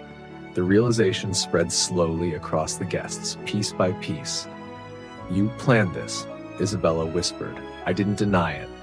The detective studied me more closely now. You delayed reporting the final evidence. Not exactly, I said. I reported everything. But I also made sure the investigators received the full access logs this morning. His eyes narrowed slightly. The morning of the wedding. Yes, another long silence settled across the garden. Isabella stared at me like she was seeing me for the first time. You wanted this to happen here. Her voice shook, in front of everyone. I thought about it, then nodded once. Yes. The word landed harder than anything else that afternoon. The rain fell harder now, streaking across the empty chairs and soaked flowers. Detective Wells finally spoke again. Miss Carter, he looked back at Isabella. I'm placing you under arrest for financial fraud, embezzlement, and misappropriation of charitable funds. One of the officers stepped forward. Handcuffs gleamed faintly in the gray light. For the first time in her life, Isabella Carter had no speech prepared. No crowd to control. No reputation left to shield her. As the officer reached for her wrists, she looked at me one last time, and the hatred in her eyes was deeper than anything the storm could wash away. Part 18. For a moment, no one moved. The rain fell steadily now, drumming against the white canopy and soaking the edges of the ruined wedding aisle. The delicate arrangements of roses and lilies had begun to collapse under the weight of the water, their petals sliding down onto the grass like quiet witnesses to everything that had just happened. The officer stepped closer to Isabella. "Miss Carter, please place your hands behind your back."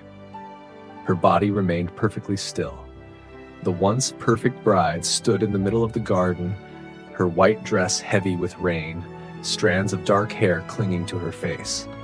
Just an hour earlier, she had been the center of admiration, the woman everyone in town had come to celebrate. Now the crowd watched with a completely different kind of attention. Slowly, mechanically, Isabella raised her hands. The metallic click of the handcuffs echoed through the garden. A collective breath escaped from the guests. Someone whispered a quiet prayer. Someone else began recording with their phone. The Carter family name, once spoken with admiration in this town, now floated through the air attached to words like fraud, stolen funds, investigation.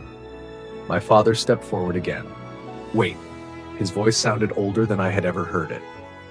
Detective Wells turned toward him calmly. "Sir, this must be a misunderstanding." My father gestured helplessly toward Isabella. She was running the foundation, yes, but she would never intentionally harm the town.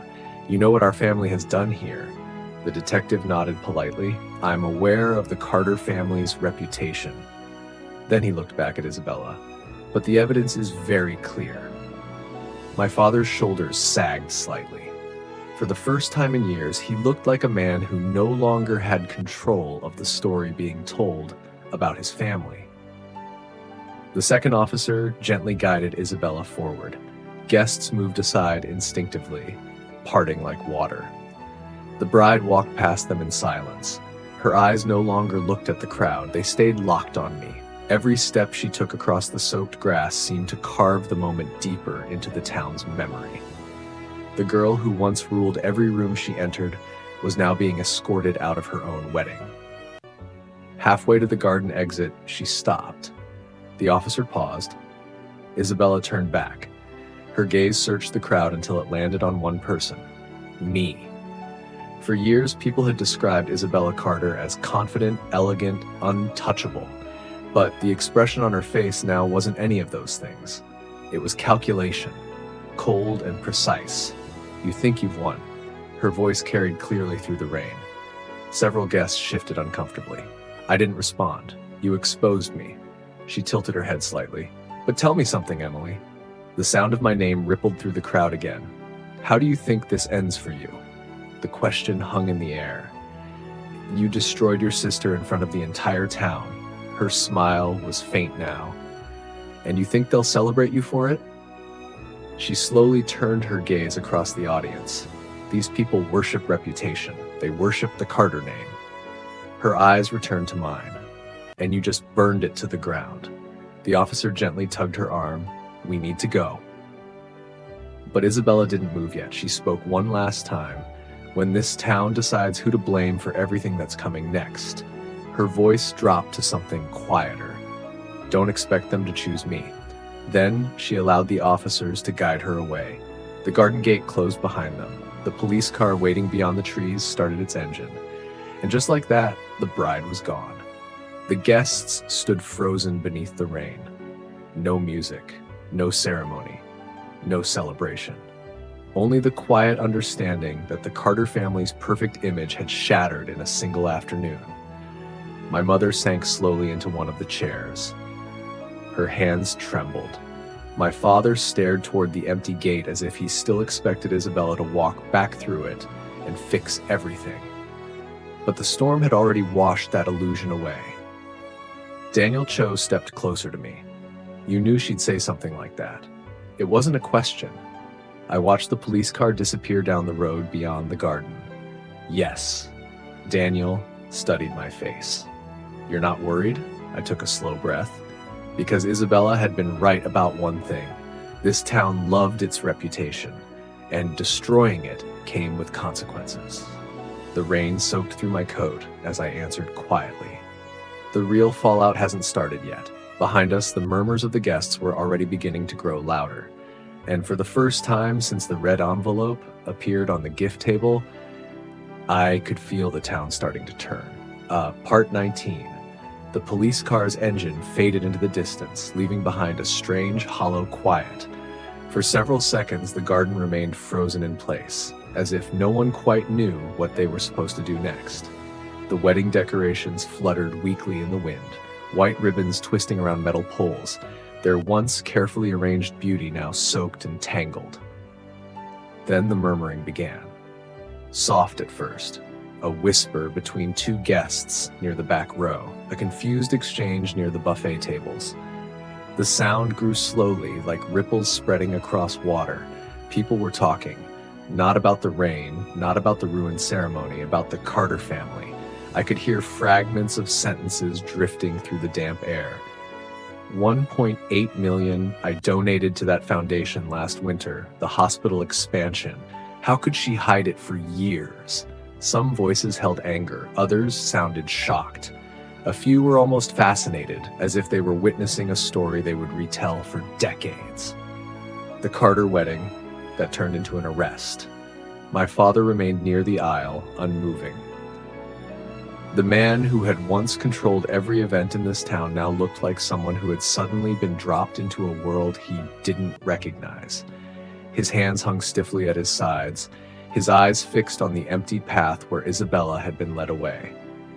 My mother still sat in her chair. Her mascara had begun to run, thin black lines trailing down her cheeks. She kept shaking her head quietly, as if the simple motion might somehow undo everything that had just happened. This wasn't supposed to happen. She whispered the words to herself more than anyone else. Daniel Cho stood beside me, arms crossed as he studied the crowd. It's starting, he said it calmly. I watched the guests carefully. Groups were forming now, small clusters of people speaking in low voices. A few of them glanced toward me, then quickly looked away. Others didn't bother hiding it.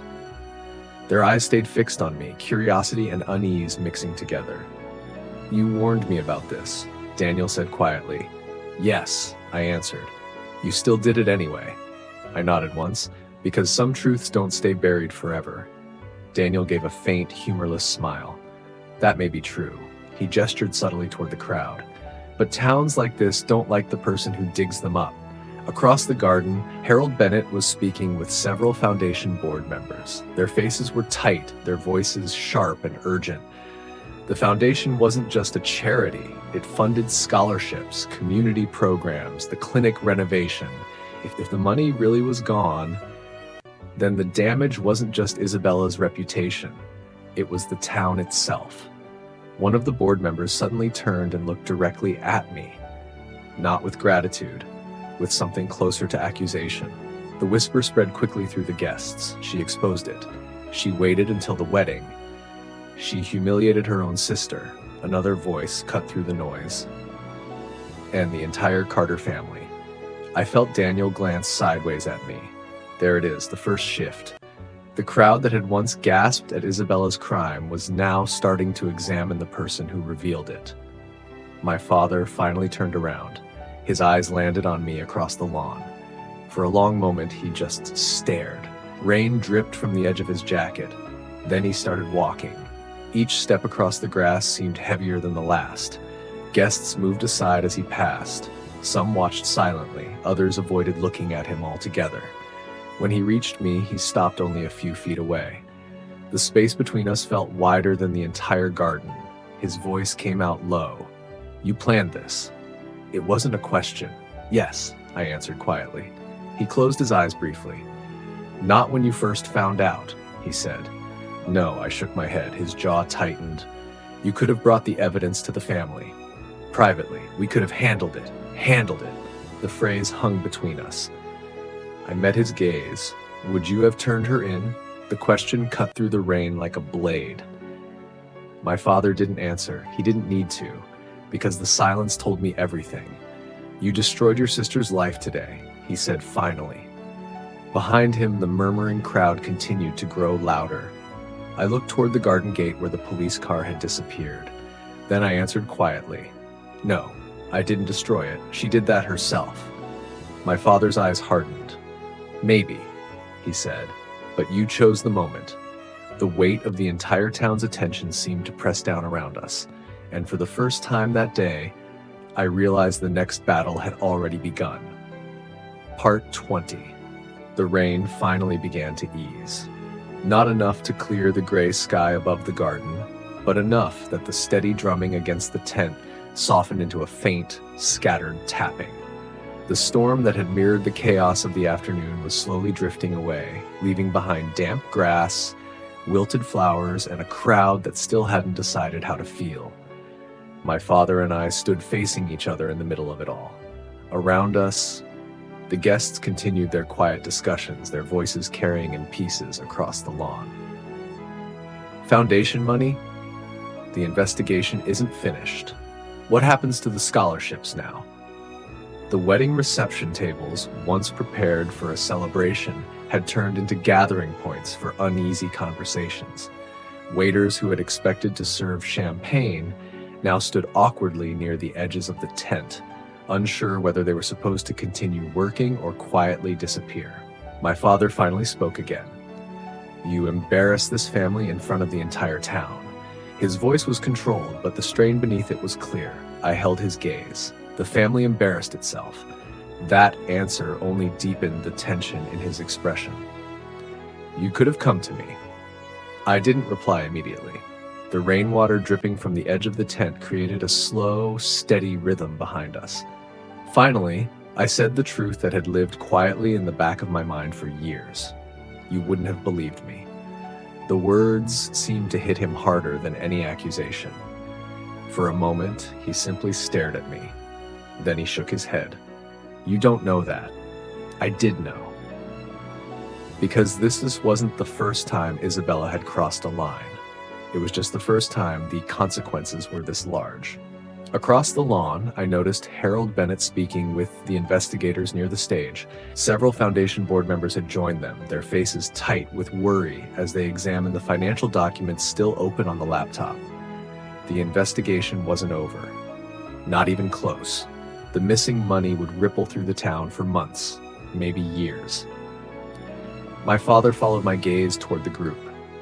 That foundation supported half the community. I know. You think exposing this today helped anyone? His question carried genuine frustration now. I turned back to him. Do you think hiding it would have helped? He didn't answer, because deep down he knew the truth. The foundation was already collapsing the moment the money disappeared. The only difference was when the town would discover it. Behind us, another cluster of guests began to disperse. Some people were leaving quietly, walking toward the parking area with their umbrellas raised. Others lingered, drawn by the strange gravity of a scandal unfolding in real time. The Carter wedding would become a story told at every dinner table in town tonight. My mother finally stood up from her chair. Her movements were slow, unsteady. She walked toward us with the distant expression of someone still trying to process a reality that had changed too quickly. Richard, she said softly to my father, we should go home. My father didn't move. His attention remained fixed on me. You may think you've done something righteous today, he said quietly, but this town won't see it that way. I already understood that.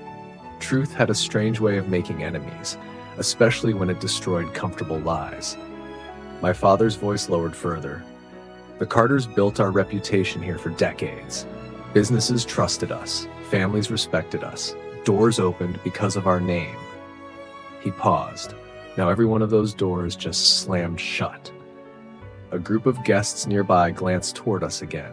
They weren't even trying to hide their curiosity anymore. I felt the weight of those watching eyes settle across my shoulders.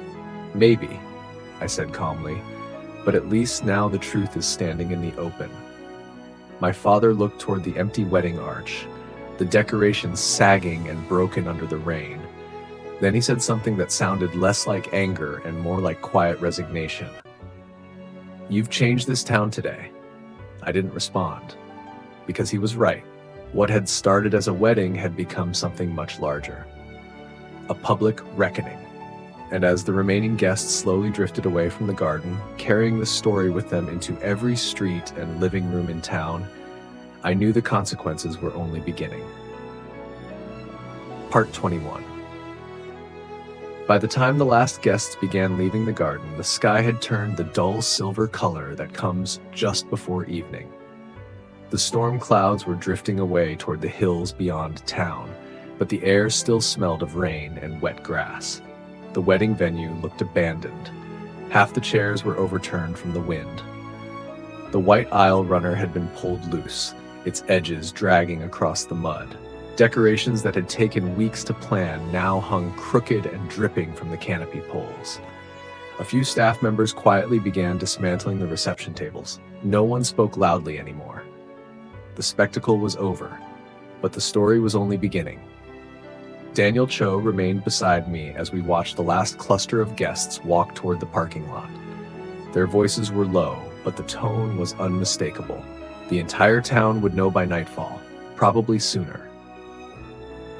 Daniel rubbed the back of his neck and gave a quiet sigh. Well, he looked around the empty garden. That escalated faster than I expected. I almost smiled. You expected it to go slowly? Not this fast. He gestured toward the gate where the police car had disappeared earlier. An arrest at the altar. He shook his head. That's the kind of thing people write novels about. I didn't respond, because despite everything that had happened today, a strange calm had settled inside me.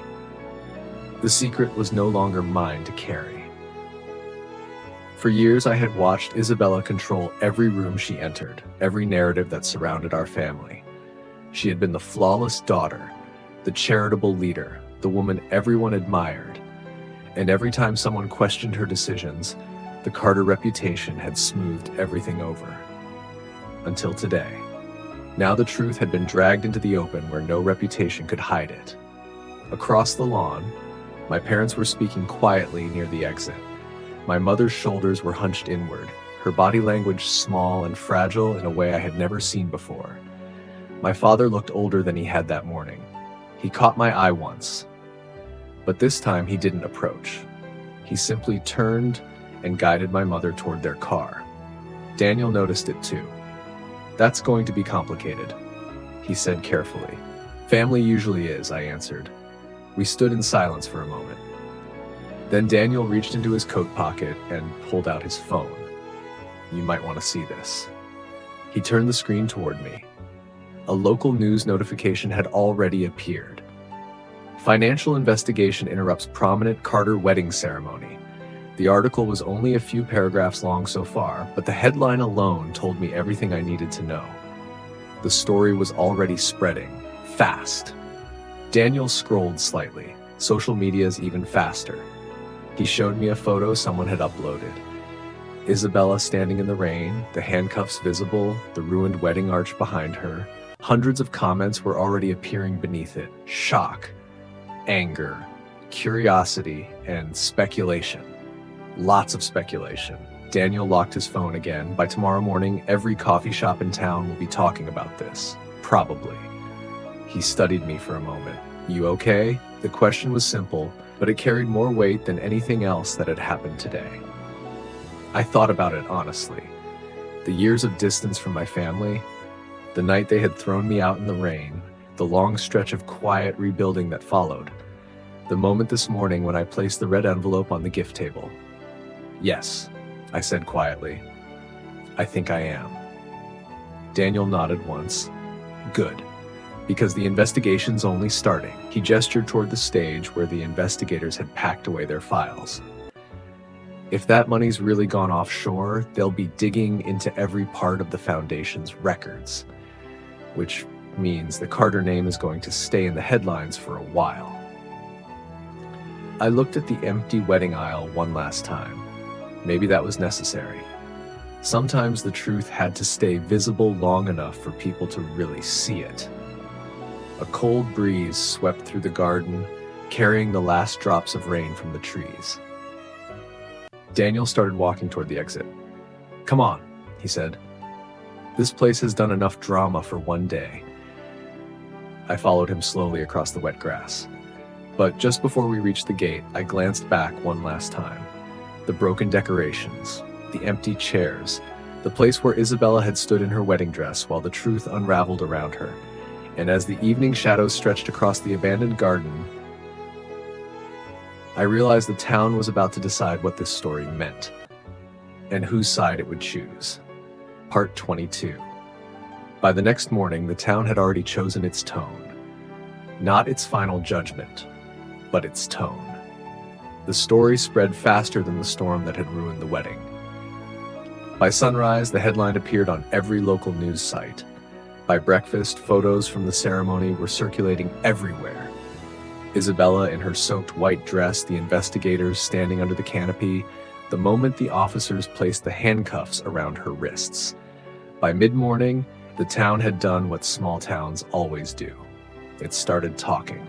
The coffee shop on Maple Street was packed earlier than usual.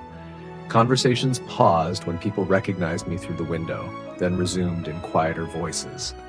The grocery store felt the same. People didn't confront me. They didn't praise me either. They simply watched. Curious, cautious, trying to decide where I belonged in the story. I sat at a small table near the window of a quiet cafe 2 blocks from the courthouse. The same place I used to visit years ago before everything with my family collapsed. Some things in town never changed. The smell of roasted coffee beans, the old wooden floors creaking beneath footsteps, the newspaper rack near the door. Today, every paper on that rack carried the same headline: Carter Foundation under investigation after wedding arrest. Daniel arrived a few minutes later carrying 2 cups. He slid into the chair across from me and pushed one toward my side of the table. "You've officially become the most talked about person in town." I glanced toward the newspaper rack again. That didn't take long. Daniel leaned back in his chair. Small towns move fast when scandal is involved. He lowered his voice slightly. "The foundation board met early this morning." I looked up. "Already?" He nodded. "Emergency meeting.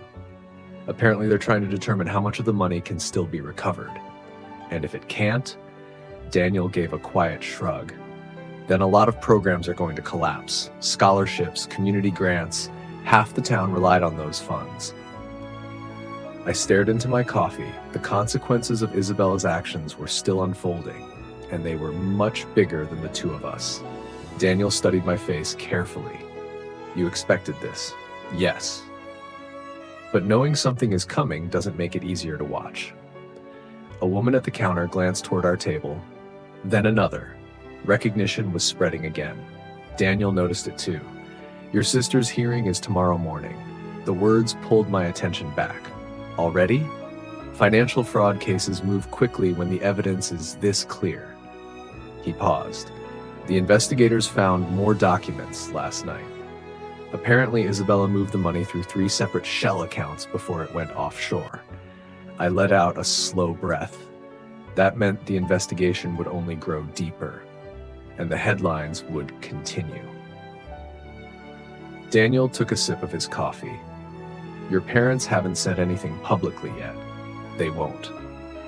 My father had spent his entire life protecting the Carter name. Right now, he was probably trying to decide how much of it could still be saved." Daniel leaned forward slightly. "There's something else." I looked up. "Some people are starting to ask questions about you." That didn't surprise me. "What kind of questions? Why you waited? Why you chose the wedding? Why you exposed everything in front of the entire town instead of reporting it quietly?" The same questions my father had asked yesterday. Daniel watched my reaction carefully. "They're not sure if you're a whistleblower or if you just wanted revenge." I stared out the cafe window toward the street. People walked past, umbrellas tucked under their arms after the storm.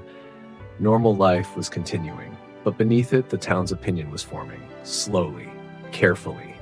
The truth had come out, but the story still had two sides. Daniel spoke gently. You knew that was coming too. Yes. The truth had a strange way of making people uncomfortable, especially when it forced them to question someone they had trusted for years. Daniel checked his phone again. The sheriff's office just released another statement. More evidence? He nodded. And something else. I waited. Daniel looked up at me. They confirmed that the final transaction, the one that emptied the accounts 2 weeks ago, he paused, was scheduled to happen tomorrow. The words took a moment to settle. Tomorrow? Yes. If no one had intervened, Daniel's voice lowered. The foundation would have discovered the missing money after it was too late to trace it, meaning Isabella would have walked away clean. Exactly. A quiet realization settled over the table. The timing of everything suddenly made a different kind of sense. The wedding hadn't just been symbolic. It had been the last moment before the truth disappeared forever. Daniel looked toward the cafe door where another customer had just walked in. When the town learns that part of the story, he turned back to me. Their opinion might start to change. I wrapped my hands around the warm coffee cup. Maybe. But I also knew something else about towns like this. Reputation didn't shift overnight. And the Carter name, even broken, still carried a lot of weight. Outside, a news van slowly rolled past the cafe window, and I had the feeling the story wasn't finished with me yet. Part 23. By the afternoon, the story had grown larger than the town itself. News vans had begun appearing along Main Street. At first, there had only been one parked outside the courthouse, its satellite dish angled toward the sky like a strange mechanical flower. By lunchtime, there were 4. Cameras, reporters, microphones with bright station logos. The Carter scandal had become regional news. Daniel and I stood across the street watching the activity build outside the courthouse steps. A small group of reporters clustered near the entrance, rehearsing introductions and checking their notes. A few local residents lingered nearby as well, drawn by the same quiet curiosity that had filled the wedding garden yesterday. Small towns rarely saw something like this. One of the reporters was already speaking to the camera. Behind her, the courthouse doors stood closed, guarded by a sheriff's deputy. The investigation into the Carter Community Foundation continues today, Kakasade. Her voice carried across the street. Authorities confirmed that nearly $2 million in charitable funds may have been diverted through offshore accounts. Daniel let out a low whistle. That number sounds even worse on television. I folded my arms as I watched the reporters. Numbers had a way of changing how people felt. $1.8 million. Not a rumor, not a misunderstanding, a measurable loss. Daniel glanced at his phone again. The foundation board released another statement this morning. Good or bad? Both. He scrolled briefly. They confirmed the missing funds, but they also said the investigation was triggered by an anonymous whistleblower. I looked at him. Anonymous? For now. Daniel slipped the phone back into his pocket. They didn't use your name. My father. Most likely.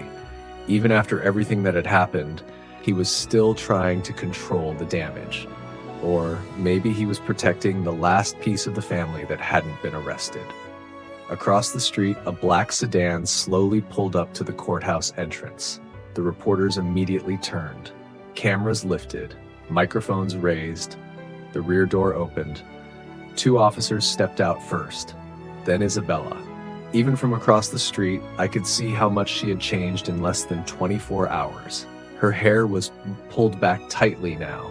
No wedding dress, no perfect makeup, just a plain gray coat and the controlled posture of someone who knew cameras were watching. But the composure she had once worn so easily now looked forced. The reporters surged forward. Miss Carter, do you have a statement? Did you knowingly take money from the foundation? Do you regret what happened at the wedding? The officers guided her toward the courthouse steps. She didn't answer any of them. But halfway to the door, she paused and slowly turned her head across the street toward me. For a moment, the noise of the reporters faded behind the distance between us. The hatred in her eyes hadn't softened. If anything, it had grown sharper. Daniel noticed it immediately. "She sees you." Yes, I didn't look away. Isabella held my gaze for a long second. Then she gave the smallest smile, not warm, not apologetic, something colder, more deliberate. Then she turned and disappeared through the courthouse doors. The reporters immediately resumed their loud questions, voices echoing across the steps. Daniel exhaled slowly. Well, that didn't look friendly. I almost laughed. Friendly stopped being an option years ago. He studied my face. "You planning to go inside?" The hearing wouldn't be public yet, but the building was still open. I watched the courthouse doors for another moment. Yes, because despite everything that had already happened, the truth wasn't finished yet, and Isabella Carter still had one last story to tell. Part 24. The courthouse hallway smelled faintly of polished wood and old paper. It was quieter inside than outside, the noise of reporters and cameras reduced to a distant murmur beyond the thick stone walls. The building had stood in the center of town for more than a century, watching generations of arguments, confessions, and verdicts pass through its courtrooms. Today it was watching the Carter name unravel. Daniel and I walked slowly down the corridor toward the hearing room. A few deputies stood near the doors, their expressions calm but alert. The hearing itself wasn't open to the public, but the hallway was. A handful of townspeople had already gathered along the benches lining the walls. Some whispered quietly to each other. Others simply waited, as if they needed to witness the outcome of something that had shaken the entire community. The Carter family had always been part of the town's identity. Now the town was deciding what to do without that illusion. My parents were already there. They sat side by side on a bench near the end of the hallway. My mother looked exhausted, her posture small and folded inward. My father sat straight beside her, hands clasped tightly together, his eyes fixed on the courtroom door. When he noticed me approaching, his gaze hardened slightly, but he didn't speak. Not yet. Daniel stopped a few steps behind me, giving the space a quiet kind of respect. The hallway clock ticked loudly above us. Minutes passed. Then the courtroom door opened. Two officers stepped out first. Behind them came Isabella. For a moment, the hallway seemed to hold its breath. She wasn't wearing handcuffs now, but the deputies stayed close on either side of her. Her expression remained composed, though the strain beneath it was visible to anyone paying attention. My mother stood up immediately. "Isabella," her voice trembled, but Isabella didn't walk toward her. Instead, she stopped a few feet away. The space between them felt enormous. The judge set bail. One of the deputies explained quietly. My father leaned forward, and Isabella answered before anyone else could. "Denied." The word landed like a stone in the hallway. My mother's hand flew to her mouth. "Denied?" my father repeated softly. Isabella nodded once. "The financial records are too serious." Her voice was flat now. "And the court believes there's a risk I could move additional funds." Silence settled again. The Carter family had never faced anything like this before. My father slowly stood. For a moment it looked like he might reach for her. But instead he asked a different question. "Why?" Isabella looked at him with something close to tired honesty. "Because I thought I could fix it before anyone noticed." My mother shook her head weakly. "You should have told us." "Maybe," Isabella said. Then her eyes moved. Past them, to me. The hallway grew quiet again as several people turned to watch. "So this is what you wanted," she said. Her voice wasn't loud, but it carried easily. I met her gaze. "No," I said calmly. "This is what the truth wanted." A faint smile touched the corner of her mouth. "You always did like dramatic endings." I didn't respond, because the story didn't need any more speeches. The evidence was already written. The investigators had it. The town had seen it. And now the court would decide the rest. The deputies gently gestured toward the exit at the end of the hallway. Time to go. Isabella gave one final glance toward our parents. Then she turned and walked with them down the corridor. Her footsteps echoed softly against the courthouse floor until the doors closed behind her. The sound lingered for a moment, then faded. My mother sat down slowly again. My father remained standing, staring at the empty hallway. The Carter reputation had once filled this town with quiet authority. Now it felt like a ghost. Daniel stepped forward beside me. "Justice served," he said quietly. I watched the courthouse doors for another long moment. Outside, the reporters were still waiting.